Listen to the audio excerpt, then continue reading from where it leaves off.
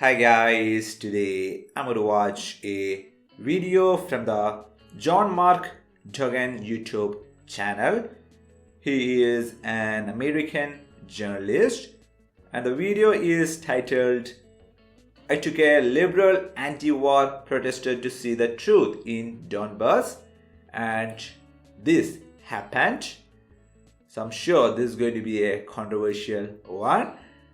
And in the description he wrote, "This is my most powerful interview yet. I took Maria, a fierce liberal anti-war protester, to the front lines of the war in the Donbass to see things for herself, to speak to the people for herself. This woman with balls of steel even walked with me through the streets of Svyatogorsk with Ukrainian snipers just 200 meters away. Wow.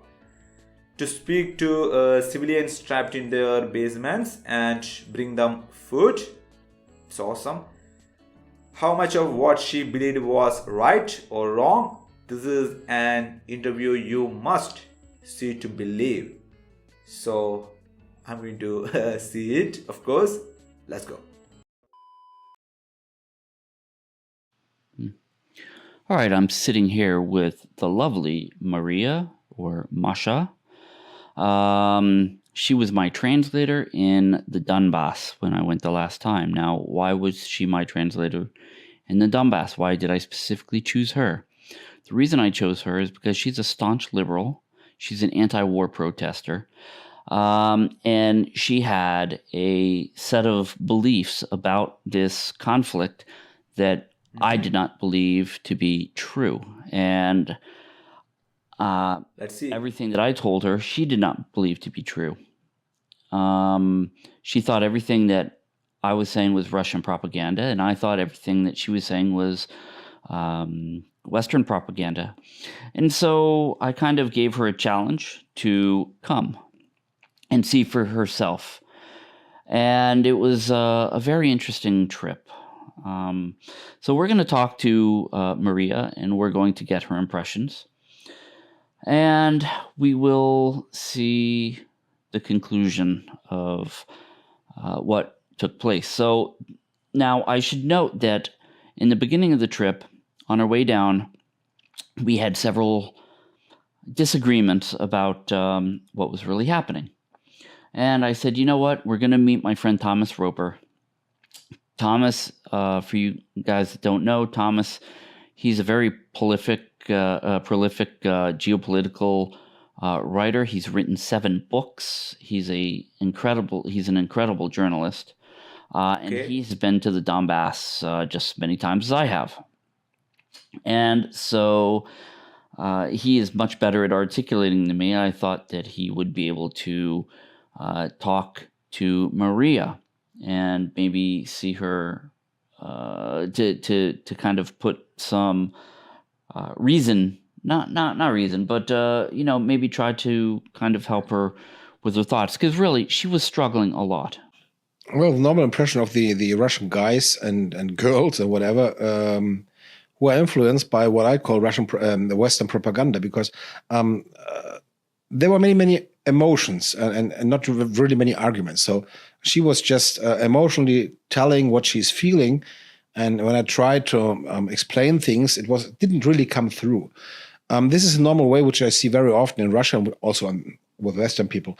That's normal because that's the Western propaganda works. They are just pushing on the emotions, and when you are emotional, you are not able for a real fact-based argumentation. So at the end of the day, somehow I just told her, okay, well, I see. You will see it in Donbass yourself. This was, well, on some points, maybe I was able to make her think, but I wasn't really able to convince her. So the conversation ended somehow with the words that I said, really, okay, you go and we talk afterwards. But that's the problem, really, that the Western propaganda is emotional. So and you know this yourself, when you're afraid, when you are hating somebody, when you love somebody, you're not ready for emotions. If we know this from many stories, just in private life, when somebody is betraying you, but you love the person, you are not able to listen to arguments. And that's how emotions work, and that's how the Western propaganda You're works. basically They claiming everything show is emotional Western pictures, propaganda. tell emotional stories, and this switches off the analytic thinking. And that's what's happening, and she was an example for that. So I wasn't really able to convince her, absolutely not somehow. But I ended the conversation with, "You're a good girl, and we talk when you come back." Okay, John, let's start from the beginning. All right. Just as a background information, if you will, because it's not only true for myself, it's true for millions of people in Russia who are horrified by this war. We all have ties with Ukraine. Either it's blood ties because it's family members, or it's friends, or it's both. It's inseparable. We are the same people. Probably if someone from Ukraine heard that now, they would be denying that as vehemently as they could, but we are the same people, actually. We grew up on the same movies, on the same music, on the same literature. We like the same food. They were we Soviet we Union. have the same cultural references. We truly are as close as nations as it can only possibly be. Okay. The war with Ukraine is the most horrific thing that could possibly happen. I honestly do not have a vocabulary to describe that because it just shouldn't exist. So those words don't exist in my language or in English language or in any language, I believe, because it's just beyond horrors to imagine that we could go with war to Ukraine. From, as we say in Russian, every iron, every day, we hear how this war, how this horrors, how this aggression is unmotivated, how Russia went insane, how Ukraine is suffering, how it's absolutely undeserved, unprovoked, unreasonable, and how there is no forgiveness to anyone who is Russian, how we all, 150 million of us, support it, what horrible people we are, all of that. Well, you know. Yeah, of course. I think everybody knows that. I don't have exact numbers. I don't think anyone has, but according to different evaluations from and they vary from 200,000 to 2 million people fled Russia since the beginning of the war. And I refuse to call it special operation. It is war. Okay. You know, they fled Russia just like Ukrainians flee Ukraine. Of course. Swap. Because they flee because they cannot stay here anymore. They suffocate here. They see Zs on cars, on billboards, on even on socks, for God's sake, on everything. And it honestly makes you feel like you have no air. You cannot see this. Okay. You cannot see this. It's unbearable physically. When it started, I fled to the Far East to work in a rehab center because it would mean that I would stay within that rehab center and I wouldn't go out and I wouldn't be exposed to this Zs. And that was the only way to survive it, basically. Because I don't know, it's like you feel like you need to walk out of the window because you cannot live through that. This is what is done to the people of Russia by the media, by the news, by this continuous narrative that we are, I can say the bad guy, but it doesn't cover it. It's, I don't know, 1% of what we are. Right. In the eyes of the world. That's what it is. Yeah. So this was the beginning for me. sometime in April, I believe it was, you sent me the subtitles to translate from several interviews that you took in Mariupol. That's correct. And I was listening to what people were saying, trying to make sense of it, trying to convey what they were saying the best way possible. And it was very much like I was listening to the Russian side of the propaganda. It made me feel like, wait a second, that doesn't match. And they could not be the propaganda people because they are just simple people on the streets. They're not actors. It's obvious that they're not actors. And it was a very serious clash in my head.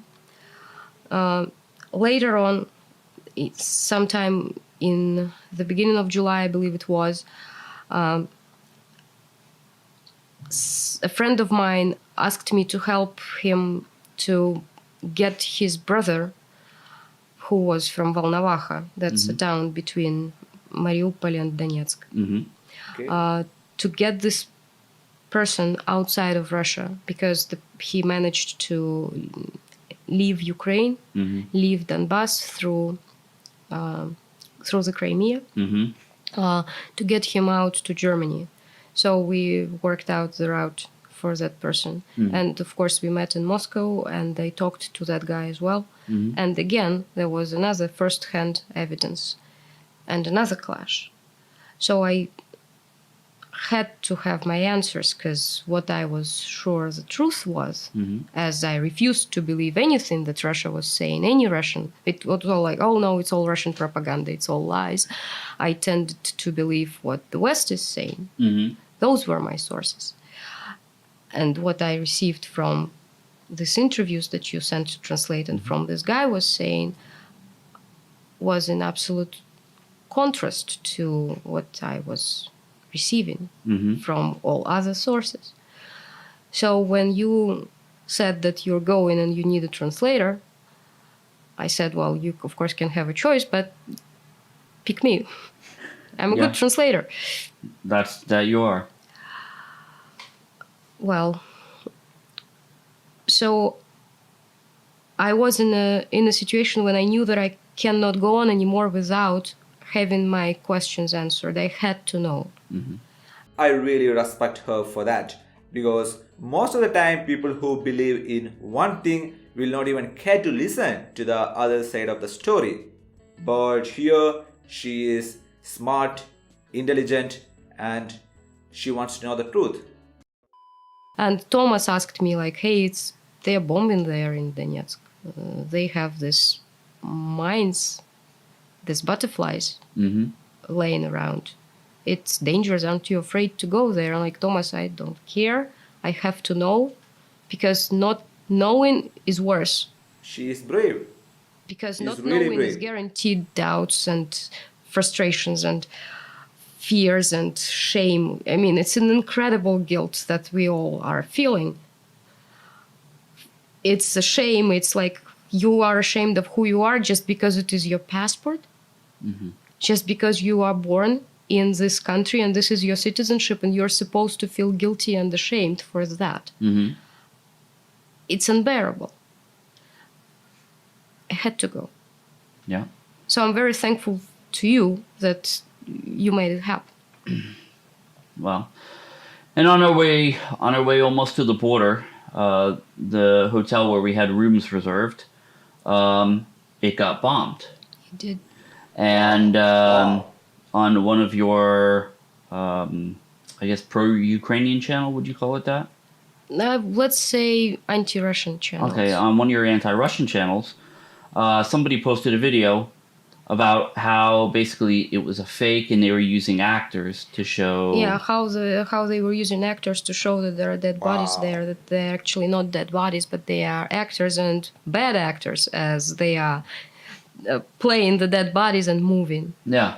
Wow. Yeah. And so, so one of the first things that Really? we kind of encountered, I guess, was we were running around looking for a microphone cable. And we went into a shop, and there was a woman who was quite distraught. Yeah, we went to that market because it's like electronic market where if you need to find anything, that's the only place in Donetsk where you can have hopes to find it. Right. And we asked around for that cable. And as it always goes, people get interested because we have a foreigner. So everybody gets involved into a conversation. And there was this girl who was really upset, and she was going through serious personal issues as well. And she saw me as some sort of a counselor, I guess, of something like that. So she shared, and we talked a lot. And she said, "I just lost person, a friend. Apparently, she had a friend who walked by that hotel when it was bombed, and that person died, and the 3-year-old daughter of that person died as well. Yeah. Maybe on this video there was exactly the body of that person. The video was filmed from the inside of the hotel, so Like a surveillance camera. maybe I don't know. I'm not an expert. I wouldn't be able to tell. And I asked about it, and I was told by those who deal with it every day that it is normal for as they say, fresh corpse to sometimes move. Sure, absolutely. It happens, and apparently this is what was caught on the camera in this video. Yeah. But the cynicism of that, like, hey, see, that's an actor. When somebody lost life. Wow. That is insane. just Yeah. So crazy. So let's talk about when we actually got into the Donbass, when we got to Donetsk and Lugansk. What was the first thing that actually struck you? Okay, it took us a very long time to cross the border. So the hotel was bombed, and we didn't have a place to stay, and it was already relatively late in the evening. So John called his friend, another journalist, Graham Phillips, who lives in Lugansk currently. And he was a wonderful host. He said, come over to Lugansk and stay, instead of Donetsk, go to Lugansk and stay there. So our first couple of days were actually in Lugansk. He hosted us, which was really super kind of him. Graham, if you watch this, thank you so much. You're wonderful. Thank you. So anyway, what I'm trying to say is that we arrived to Lugansk, and everything is covered with those Zs. Every vehicle, every bus stop, basically every surface, everyone wears chevrons with Zs. All of it.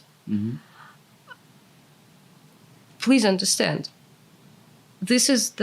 in my head, this is a new swastika. This is the sign that Russia is turning into a fascist Germany. And then we go to Donbass, that we are, according to the news, destroying. Yes? And everything there is covered with Zs. How can that possibly be? If people hate us so much, if we are such an enemy, if we are such a villain, that if we are such a monster, that everything there is covered with the symbol, and the symbol gets complete support. That would be like the Jews voluntarily walking around with a Nazi symbol on their... With a swastika. Sort of. It makes no sense. It did make no sense. I was like, what is that? Or maybe the people are so scared, so they're using the symbol as a protection. I'm just saying. Next day, we went to Svyatogorsk, and it is the city which is in a similar condition as Mariupol in terms of devastation. It's horrible. Yet, they have no water, no electricity, no nothing. Yet there are people who stayed there, who live there in basements. We went to one yard, and there is a children's playground, and graves right on this playground, right there. it was the first biggest shock that I had when I looked at it live. When it's not a photo or, I don't know, some video that you watch on TV, but when you see it live. Wow. This playground and those graves right there. And there are people there, and they talk to them a little bit, and not a single one of them expressed any kind of negativity towards Russia. All the negativity was aimed at Ukraine. Mm-hmm. That was another clash in information, which was crucial to me. Like, how come you're not tearing me apart? I am Russian. It is my people who did that to you, and in my head. Mm-hmm. And the answer was, no. It's not this way. And then these conversations repeated in Mariupol, in Lugansk, in Donetsk, in Volnovakha. They repeated in all the places where we went to. So it was kind of extreme red pilling, if you will, for me to accept that. On the second day, because I would say it's second day, we had a meeting with Vlad Dainega, Mm-hmm. the guy who is currently a Minister of Foreign Affairs of Lugansk People's Republic. Mm-hmm. He was responsible for the negotiations in Minsk that lasted during all this almost 8 years. He was there on every meeting. Mm-hmm. And John was kind enough to say, like, hey, what would be your questions to that guy? So the questions that were asked to this guy were my questions. They might seem naive because they are of a person who has no clue. I had no clue. And it's true. I really didn't know. I wasn't following that much. My attitude to that was like, during all these 8 years that preceded it from 2014, my attitude was like, this is internal Ukrainian business. Russia has nothing to do with it. Ukraine should resolve it themselves. Let them resolve it themselves. And I didn't look deep into that. It was like their business. I let them be. Mm-hmm. I am very much not proud of that now. I should have paid attention. I should have paid more attention. So this person, Vlad Dainega, he was explaining from the start, because my first question was, how come that the people of Donbass are hated so much that they are being physically destroyed, basically, during all these 8 years? Why are they hated so much? And it's a 2-hour interview of explanation of what was happening, how it came up to be, how it reached this point. He really went in depth. He was amazing. And I will just kind of note on a side note, for me, I know what answers I want to hear. But the most important for me is to show the other side, show the other side what's actually happening. And if I use my mindset, that's not going to help anything. So I wanted to make sure that she asked her questions, because she has the mindset that a lot of other liberal anti-war protesters have. And so for me, this is very important to kind of reach across the aisle and try to answer these questions, to try to take away some of these myths, I guess, that are being said. So, okay, so go ahead. So anyway, I received this explanation and the story and the whole story of how it developed, and how what started in February was basically unavoidable. Mm-hmm. It would have started anyway, sooner or later. Mm-hmm. That truly was no other way in that situation. Yeah.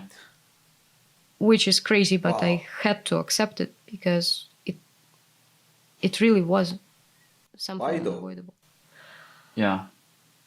My question for the reasons for hate to everything that is, to the people of Donbass and now to everything that is Russian remained, though. And I got that question answered from another interview that we had a few days later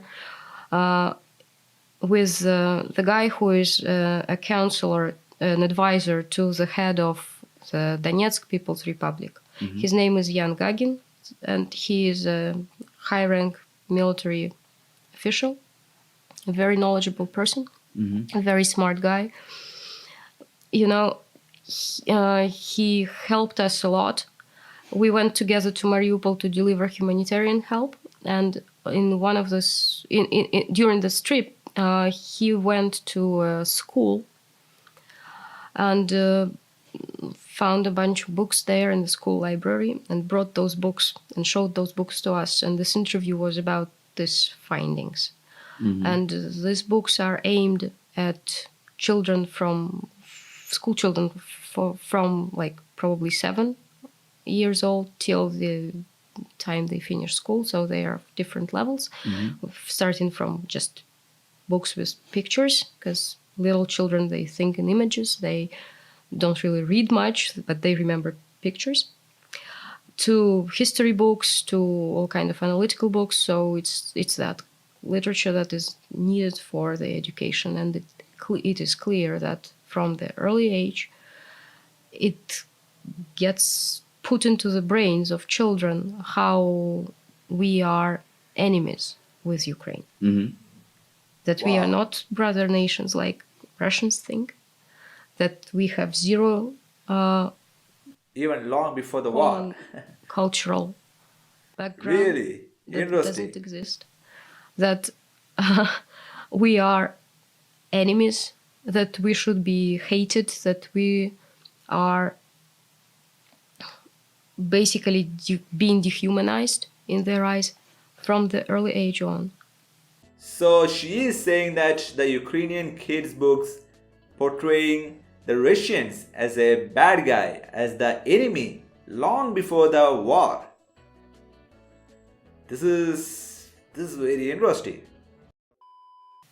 Imagine seeing that for someone who went to school and went and learned there that, well, there was Kiev Rus, Kievskaya Rus, the Kiev Russia, that Kiev is the mother of all Russian cities. There is a stone in Kiev with engraving on it, "From here the Russian land began." You know, and then you see the other side, what is taught to the kids in the Ukraine. Wow. Yeah. And I still ask why. That's messed up. Why? Why all these lies? Why all this hatred being indoctrinated? Why? And this is the reason why there are people in Ukraine. I know not all of them. I'm absolutely sure, just like there are different Russians, there are different Ukrainians, not all of them, but truly there are people of Ukraine who support and have supported these bombings of Donbass, this elimination of the population there Absolutely. during all these years. There is always going to be That two was the sides answer in why every that country. Yeah. All right. So we went to Valhalla, to the hospital. Is that how you say it? Volnovakha. Yeah. Sorry. So we went there. We went to the hospital. She corrected him. We met the doctors. And how did you feel about that trip? In Volnovakha, they held 600 people in basements. They held them hostages. They This didn't is a let them go. hospital? Who? The Ukrainian troops. I'm sorry. I'm turning into these people. I just say they. Yeah. Yeah. The Ukrainian troops were holding them hostages in the basements of the hospital. There were patients, there were wounded people, there were civilians they could catch and put there, there were medical personnel, everyone. They spent months in the basement.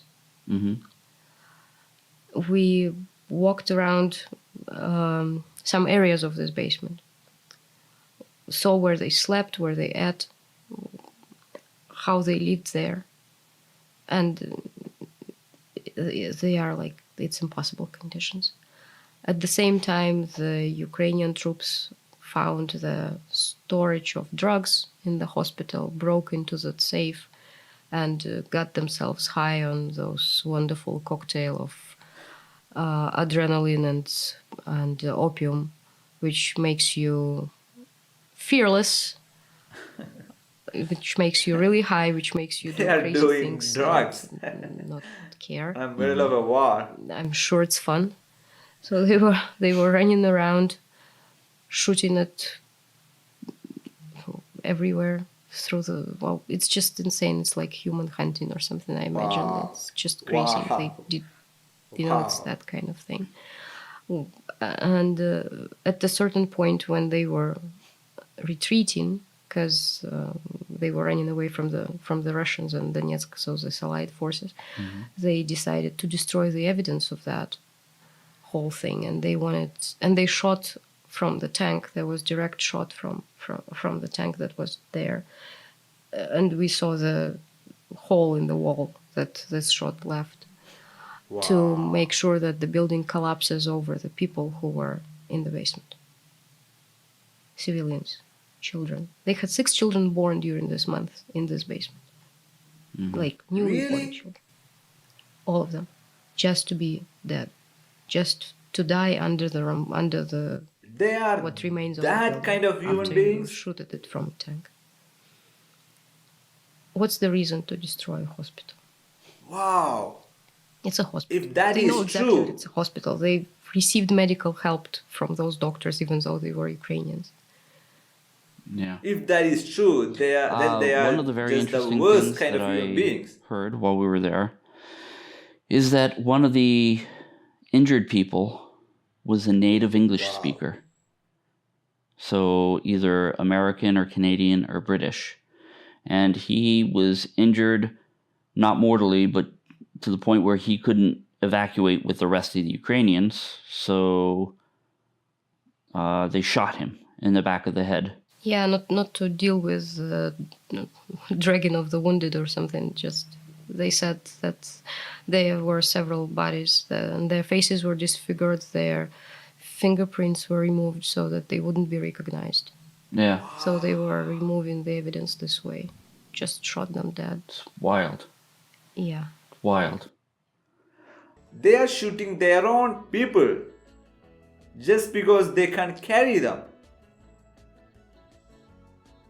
They're just killing for fun, basically. If that is true, then if that is true, then they are the worst human beings. It's like a game for them. How?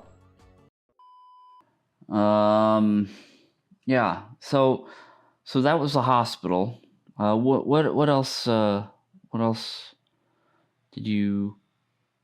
On the last day, we went to the front line, to the town called Svyatogorsk, and this is where they have active fighting.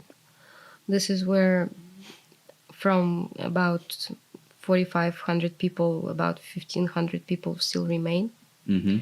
They hide in basements and somewhere and in churches. There is a big church there where people hide as well, and they are terrified there. Apparently, 2 days before, there was a group of journalists who filmed them and put it online, and it all went to the Ukrainian TV as well. So people were recognized, and these people have relatives in Ukrainian towns. Kharkov was named for sure among these towns. And now these relatives of these people are hunted, and they say that they're like number ones to be killed. So these people are terrified not only because they are the targets for snipers, not only because they fear for their own lives, but because they also fear, and maybe even more, for the lives of their relatives, for their families who are in Ukraine. Yeah. Which, to me, is just beyond comprehension. Yeah. So me and Nikita from, well, you guys have seen Nikita in my past videos from Buhanka Project. and Masha, and a priest, Father Andre, and a nurse, Tatiana. We all went to this town. And when we got there, they said, you can't leave your vehicles out in the open because it could get bombed by drones or you can be shot by snipers. So we had to rush in with our vehicles filled with food, put them into a garage to unload everything, and then rush them back out. And, I have to say, to Maria's credit here, she is rock solid. We were walking down these streets where snipers were 200 meters away. She's really brave. On the other side of the river. Now, granted, we wouldn't have been an easy shot because there were destroyed buildings in the way, but still, the risk was very high. And, she's walking along in her vest, kind of taking in everything. She was absolutely amazing. When I began the trip, I told her, I will only take you if you are objective and you keep an open mind. And that she did, 100%. And what was your feeling on seeing that town? I mean, the bombing was going on not far from us. You could see all the smoke rising. What was your feeling?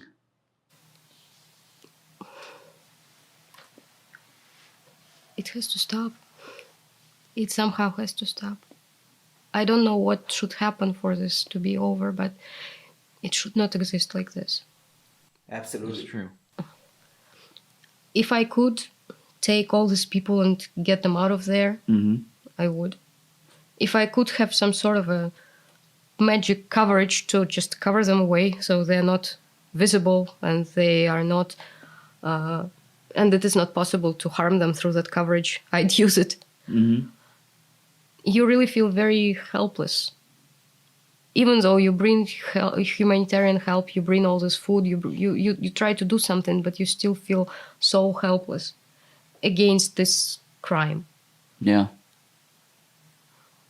So how do you feel? You feel like you do what you can. And you also constantly understand that it is so little. And you know that you have to go back. Because being elsewhere makes no sense at all. You have to go back. Yeah. And do what you can. Yeah. Yeah. And not to insert a shameless plug here, but if you guys want to donate to the people, we are going to be making more humanitarian trips. You can send to my PayPal. I will get the money here, or you can send Bitcoin. The link is in the description below. But, we, on limited funds, we did a lot of stuff. We got a lot done. I mean, we did. And we spent all we had. Yeah. Totally, all we had. Unfortunately, So on the way back, we had to sleep in a car. We didn't have money for the hotel. We just spent it all. Yeah. So that wasn't good. But even as far east as Svyatogorsk. As far west. I keep saying that. Even as far west as Svyatogorsk was, She's always it was interesting because the people said, we do not want to talk to you on camera, do not film our faces. But when we are liberated, that was very specific, when we are liberated by Russia and we are safe, then we will speak to you all that you want. They want the world to know only when it's safe for them. Yeah. Right now, they don't believe it's safe for them, and they are scared to death for their families. Yeah, but they want their independence. Did you notice this? They don't want to be a part of a country that hates them so much. They don't want to be part of Ukraine for sure. So, on our way back, another thing that she has read on a bunch of her anti-Russian channels. The fact that refugees are treated so incredibly bad by the Russians. So I decided to stop at a refugee center. And we called, we got the director. We only gave them, 20 minutes notice? Even less. We gave them 20 minutes notice, so it's not like they could like clean and make everything orderly. We gave them 20 minutes notice. So what was your opinion of going to see that that refugee center? Well, it's like a pretty decent hotel, basically. Yeah. It's really nice. It's clean. Wow. It's very well thought through. They have great canteen with really great This is food. basically a refugee I mean, camp? they eat better than I do. What? Yeah, I know, They right? really have great food. Canteen is a cafeteria for Yeah, those it's called canteen. Really? Yeah. Or you can say it's a restaurant. This really Basically, were the refugees? it's simple, but stay? in terms of food quality, it's a restaurant. Yeah, because That's for sure.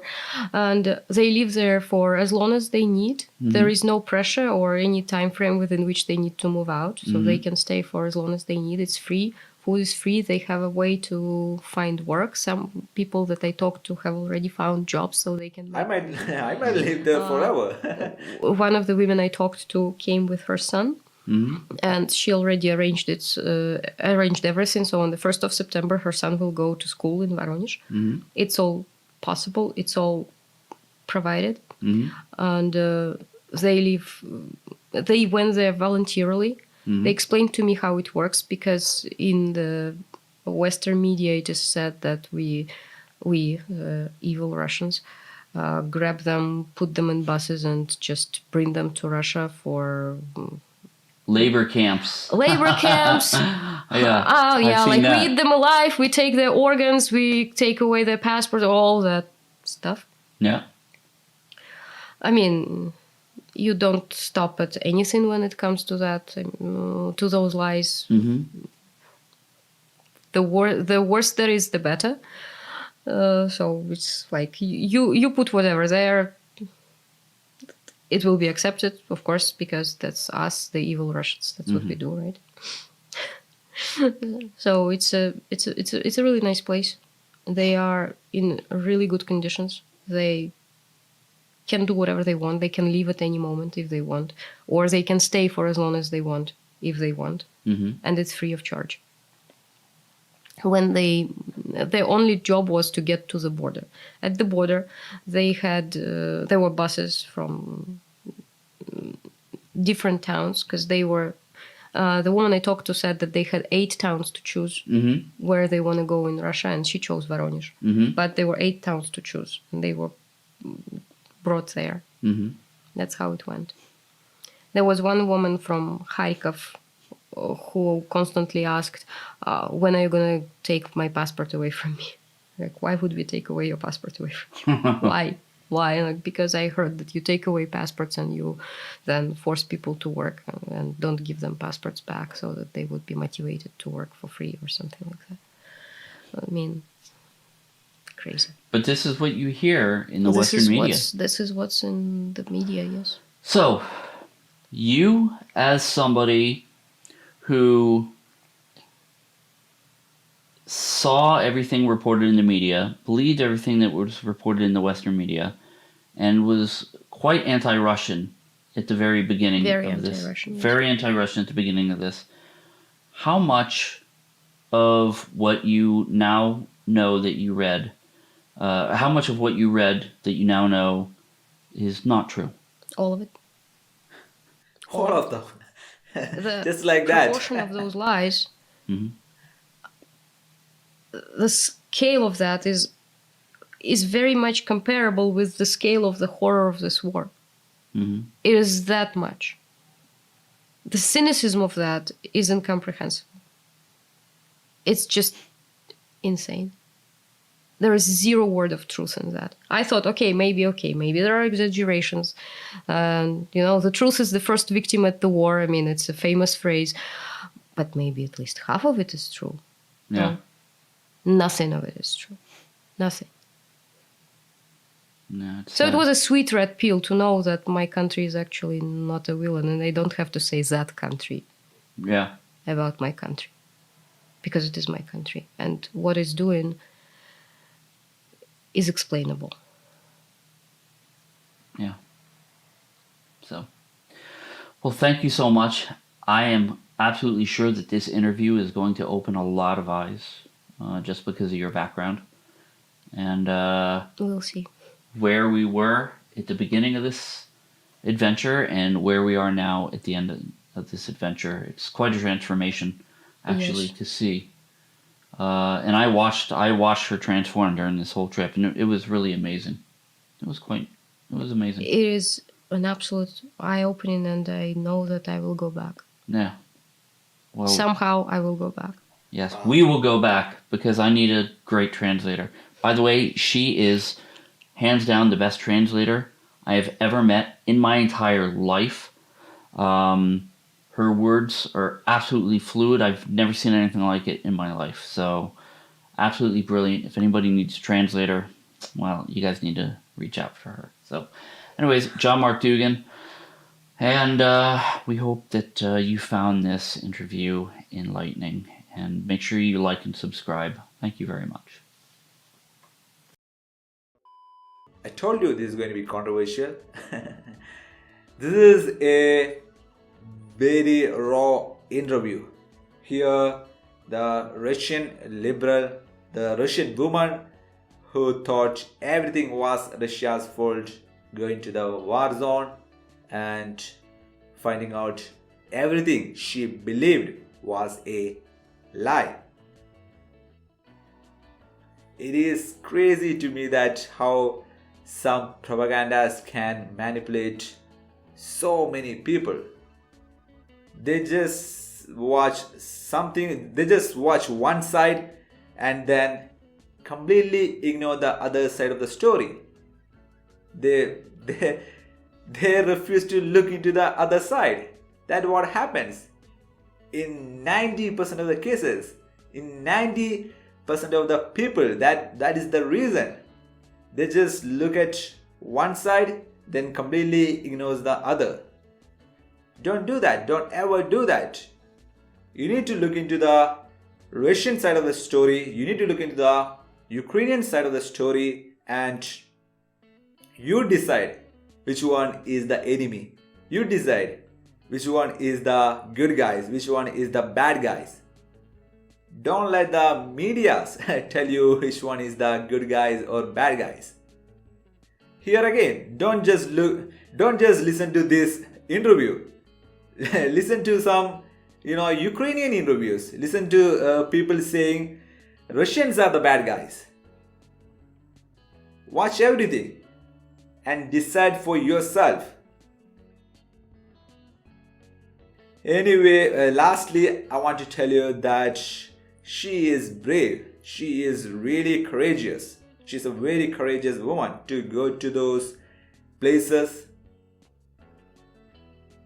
It takes some, as says in the description, it says balls of steel. She is really courageous. Anyway, a big shout out to John Mark Dougan for this interview. As far as I know, he is an American journalist. So that's it, guys. That is my reaction to this video, this long video. And see you guys on the next one.